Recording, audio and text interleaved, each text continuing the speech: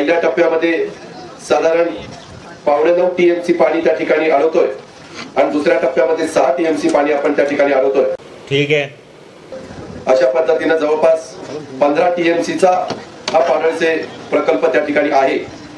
या प्रकल्पामधनं निश्चितपणे अंमळनेर तालुक्याला खूप मोठा फायदा होणार आहे। अंमळनेर की खरं तर आम्हाला हा प्रकल्प पहिला टप्पा जो आहे जवळपास 9.5 टीएमसीचा तो पूर्ण करायचा होता।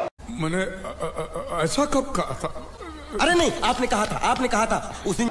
परंतु काही अडचणी आल्यामुळे इथपर्यंतच आम्हाला जाता आलं। साधारणतः 1 टीएमसी पाणी आहे आणि जवळपास मला आता अधिकारी सांगत होते की 91 किलोमीटर पाणी पाठीमागे राहणार।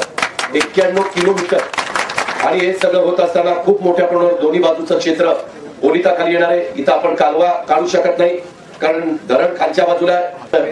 इथं मात्र आम्हाला उपसा सिंचन योजना करावी लागणार आहे। साहेबराव पाटलांची ही पण आग्रही मागणी आहे की त्याही उपसा सिंचन योजनेला लवकर मंजुरी द्यावी जेणेकरून धरणाचं काम जसं जसं होईल तसं दोन्ही तीरावर आम्हाला उपसा सिंचन योजनेचं पण काम त्या ठिकाणी करता येईल।